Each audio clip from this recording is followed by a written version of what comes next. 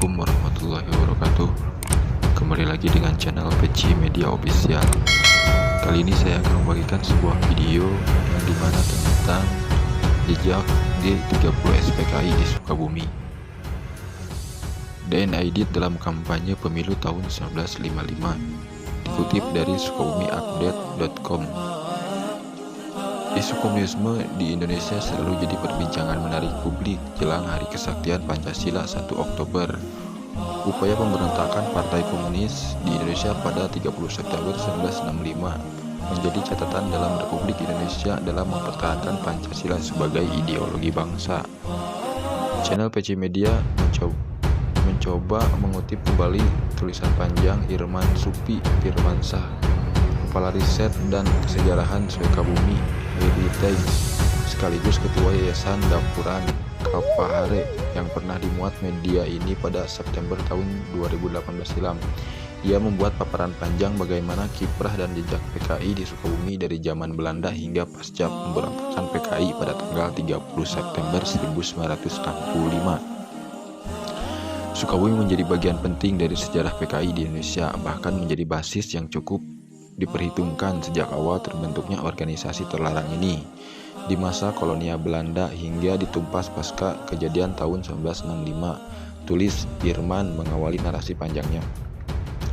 Ia membeberkan dengan baik bagaimana awal PKI muncul di Indonesia dengan membonceng gerakan Syarikat Islam atau SI tidak terlepas dari Sukabumi. Sukabumi menjadi saksi jatuh bangunnya PKI, mulai dari gagal melawan pemerintah kolonial Belanda, kembali menyusun kekuatan pasca kemerdekaan, sempat ditumpas oleh pemerintahan Soekarno-Hatta tahun 1948, kebangkitan kembali PKI lewat jalur politiknya pasca pemberontakan Madiun. Menurut Irman, PKI saat itu masih diberi ruang oleh pemerintah dan menjadi partai peserta pemilu tahun 1955. Di Jawa Barat sendiri posisinya ketiga, di Sukabumi mendapatkan posisi keempat di bawah PNI, Masyumi dan NU dengan jumlah suara 19,720. DNID dalam rapat besar dan ceramah pada tanggal 13 Agustus 1957 di kota Sukabumi pasca dihapuskannya Undang-Undang Keadaan Bahaya hingga tahun 1963, posisi PKI menjadi urutan kedua dari tiga besar di Sukabumi. Sukabumi sudah menjadi incaran PKI selain banyaknya organisasi buruh terutama perkebunan dan juga basis kuat buruh kereta api. Sukabumi juga punya sekolah polisi yang menjadi poin penting dalam menguasai kota, tulis Irman. Dari catatan Irman, sejak Mei 1962, DNID telah memberikan ceramah 4 kali di Sukabumi, tanggal 24 Mei 1962 di hadapan Komandan Korps Polisi Sekuriti Kepolisian Komisariat Seluruh Indonesia, tanggal 18 September 1962 di depan para pengikut kursus bersamaan Komisaris Polisi Kursus B, tanggal 22 Februari 1962 di hadapan para mahasiswa Perguruan Tinggi Ilmu Kepolisian, dan pada tanggal 6 Maret 1963 di depan Sekolah Kepolisian Sukabumi. Namun sikap masyarakat terhadap komunis mulai kurang menuai simpati karena gerakan berujung kericuhan. Peristiwa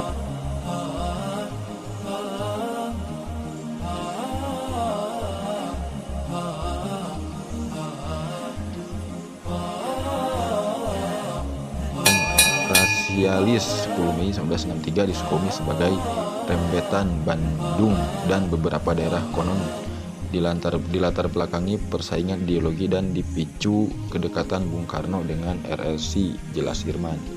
Namun Sukabumi tetap menjadi bagian program kaderisasi PKI, bukan kaum tani menganyang setan-setan desa, ditulis Aidit, adalah hasil penelitian bersama tim terhadap para petani yang sebagian di Sukabumi. Aidit yang juga Menteri atau Wakil Ketua MPRS atau Ketua CCPKI ini pada tanggal 2 Februari sampai tanggal 22 Maret 1964 melakukan penelitian untuk penyusunan buku tersebut di wilayah Nagrak dan Segaranten Sukabumi. Aidit juga menjaga hubungan dengan para tokoh Islam Sukabumi seperti Kiai Haji Isa Asy'ari sebagai upaya pendekatan.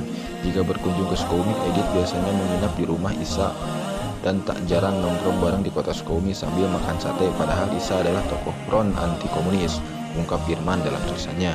Selain Aidit, tokoh penting PKI yang mengunjungi Sukabumi adalah Waperdam Subandrio Ia pernah berorasi di cabang PKI Kota Sukabumi menjelang tahun 1965. Situasi di Sukabumi mengkhawatirkan, semua serba ketakutan dan tak jelas siapa lawan dan siapa kawan. Menurut Irman, provokasi sering terjadi sikap-sikap rusuh kaum komunis di pedesaan tidak jarang meletus kecurigaan yang mengarah kepada pengkhianatan kaum komunis sebenarnya sudah tercium. Pada tanggal 24 Desember 1964, beberapa bulan sebelum pecahnya peristiwa G30 SPKI, sebenarnya sudah muncul dokumen yang ditemukan di Sukabumi mengenai rencana pemberontakan PKI, namun Aidit membantahnya dan disebut Aidit sebagai provokasi untuk meracuni aparat negara, beber Irman. Dalam catatan Kerry B. Coalition yang dikutip Irman, Sukabumi juga menjadi tempat pelatihan Gerwani yang cukup besar. Di sini, para wanita berlatih dengan senjata tempur seperti pistol dan juga golok untuk berkelahi, bahkan menebas kepala dan dengan cepat. Sukabumi Selatan menjadi tempat ideal PKI dalam melakukan persiapan. Para tokoh PKI menghembuskan isu bahwa setiap informasi tentang pengkhianatan komunis adalah hoax.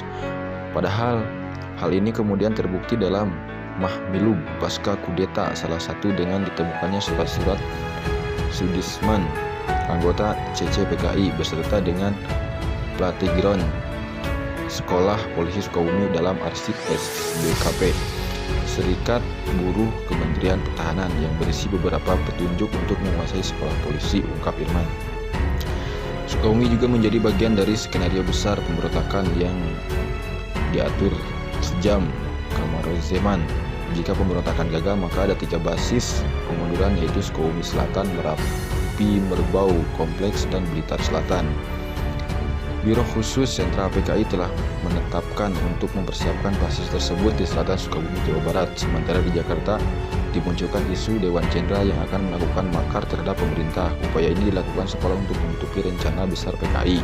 Isu hoax pun akhirnya terbukti dengan pecahnya pemberontakan PKI pada tanggal 30 September 1965 dengan dibunuhnya para jenderal, tegasnya. Situasi Sukabumi saat ini, sambung Irman, tidak ada gejolak apapun. Tanggal 30 September malam kota hanya sempat ada pemadaman.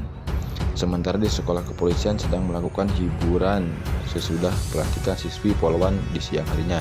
Seorang petinggi Polri Pusat saat itu berada di Sukabumi, yaitu Sucipto Judohidarjo. Dia berangkat dari Jakarta pukul 10 malam.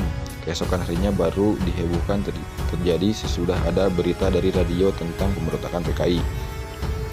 Jenderal Sucipto kemudian dipanggil Bung Karno dan terbang dengan helikopter dari Sukabumi ke Jakarta, tulis Irman dalam narasi tersebut. Kondisi mulai berbalik. Seminggu kemudian, pentolan Serikat Buruh ditangkapi. Pada tanggal 15 Oktober 1965, pimpinan PKI Kota dan Kabupaten Sukabumi menyatakan tidak terlibat dalam pemberontakan di Jakarta. Kemudian PKI dan beberapa organisasi pun berbau PKI di Sukabumi seperti SOBSI, SBPP, Pemuda Rakyat, dan Gerwani dan lainnya beserta anak cabangnya menyatakan membubarkan diri. Sayangnya hal tersebut tidak membendung terjadinya kemarahan masyarakat, apalagi tanggal 30 Oktober 1965, 20 orang pentolan PKI yang dilatih di Lubang Buaya tertangkap di Sukabumi. Beberapa dokumen yang menyebutkan rencana serta para tokohnya tak ayal. Kemudian banyak pentolan PKI di Sukabumi dihabisi, di antara ketua Cisarua Baros dibunuh massa. Sebuah organisasi lokal bernama Satjang Lumaku akhirnya membubarkan diri karena anggotanya banyak yang terlibat dalam kegiatan PKI dalam rangka gerakan pembersihan di kota Sukabumi. Kemudian dilancarkan razia di seluruh kota. Situasi Sukabumi saat itu tidak kondusif, di mana banyak terjadi aksi pembunuhan, balas dendam maupun pencidukan oleh aparat terhadap orang yang ditenggarai terlibat PKI. Mereka dikumpulkan di Gedung Juang dan di kantor-kantor desa, sebagian diadili, yang dilepaskan ada juga yang dieksekusi. Pangleseran termasuk tempat yang terbanyak penangkapan kader PKI, bahkan konon sungai di Wanggun Reja sempat memerah karena dilakukan beberapa eksekusi di situ, sambung Irman. Tempat lainnya di sekitar perkebunan Cikidang dan di Kalapanunggal. Ibrahim Aji, Panglima Divisi Siliwangi waktu itu, meminta kepada Soeharto agar penanganan Jawa Barat diserahkan kepada Siliwangi dan RPKAD, Resimen Para Komando Angkatan Darat, tidak perlu masuk. Soeharto mengabulkan. Aji menginstruksikan bahwa mereka yang dituding terlibat PKI itu ditanggapi saja.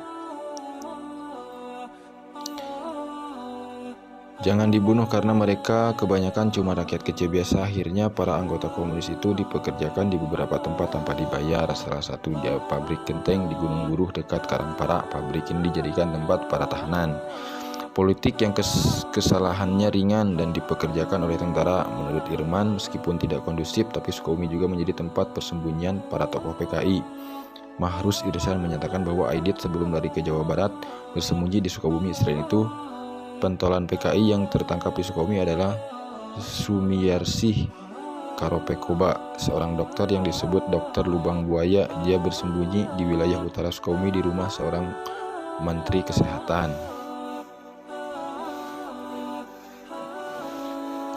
Di situ juga berkumpul berkas mahasiswa, tentara, dan mantan pejabat yang dipecat dan mengalami nasib sama dikejar-kejar pasukan TNI pada tanggal 2 Mei 1967. Di era digerebek oleh sekelompok orang-orang yang tergabung dalam operasi di Jaring Akri bekerja sama dengan Komando Reserse Komres AKRI Sukabumi. Sementara suaminya Sjarip Caropebuka berhasil kabur meskipun akhirnya tertangkap juga bersama seorang berinisial J di Jalan Ciaul Batas nomor K 111 RT 6 RW 3 Sukabumi dalam sebuah kendaraan. Pada akhirnya pemberontakan berhasil dipadamkan gerakan PKI yang masih terus melakukan perlawanan, diantaranya di Merapi, Merbau Kompleks, dan terakhir berlangsung sampai tahun 1998 adalah Blitar Selatan. Sukabumi sendiri tidak ada gerakan apapun karena masyarakat bersama-sama membantu aparat yang tergabung dalam AKRI memburu para kader komunis. Berakhirlah kisah kaum komunis, walaupun peristiwa ini juga menimbulkan banyak luka di luar apakah isu tersebut hoax atau bukan. Kewaspadaan tetap diperlukan. Sejarah mencatat pola PKI yang melakukan infiltrasi untuk memecah belah bangsa, melakukan propaganda untuk membalik fakta, menguasai media bahkan aparat, tulis Irman. Kaum radikal ini selalu masuk dengan cara halus, yaitu pemikiran dan ideologi. Mereka akan sangat cair di saat lemah dan masuk semua di lini masyarakat. Namun di saat kuat, disitulah terlihat motif yang sebenarnya, yaitu mengganti ideologi Pancasila dengan ideologi lain. Bangsa ini sudah mengalami berbagai pengalaman manis dan pahit terkait kebinekaan. Semuanya menjadi pelajaran yang bisa diambil. Sudah bukan saatnya lagi gontok-gontokan, tetapi bersatu menentang segala upaya yang bermaksud menghancurkan negeri dan mengerti ideologi yang sudah kita sepakati pungkasnya. Mohon maaf jika ada kesalahan dalam pengucapan. Saya mohon untuk diluruskan, karena tujuan saya membuat video ini adalah untuk lebih cinta lagi terhadap sejarah, karena sejarah itu penting bagi saya. Sekian dan terima kasih. Assalamualaikum warahmatullahi wabarakatuh.